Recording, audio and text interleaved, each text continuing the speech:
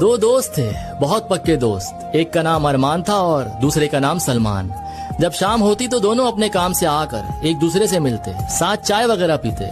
दोनों आदतों में तकरीबन सेम थे, लेकिन एक आदत जो थी वो दोनों में सबसे अलग थी।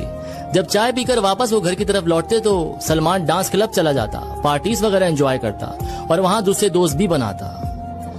और अरमान घर के करीब बनी लाइब्रेरी में अकेला बैठा दर्जनों बुक्स रीड करके अपना कुछ वक्त वहां बिताता।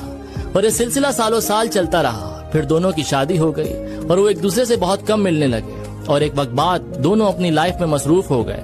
देखते ही देखते इस बात को कई साल गुजर गए।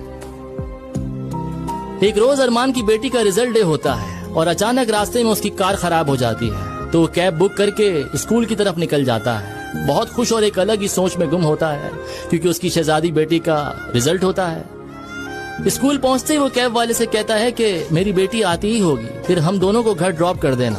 कुछ देर बाद बेटी हाथ में ट्रॉफी लिए भागकर अपने बाप की तरफ आती है और दोनों खुशी से गले लगकर बातों में मसरूफ हो जाते हैं।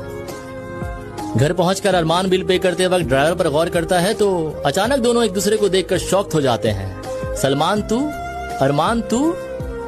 अब सलमान बहुत शर्मिंदा होता है ये देखकर कि अरमान उसके दोस्त का तो इतना बड़ा बंगला, बेटी टॉप क्लास स्कूल में, एक बेहतरीन लाइफ स्टाइल और वो खुद एक कैब में ड्राइवर। अपने पुराने वक्त को सोच सोच कर पागल हो जाता है कि काश उस वक्त डांस पार्टीज को छोड़कर कुछ अपने फ्यूचर के बारे में भी सोच लिया होता।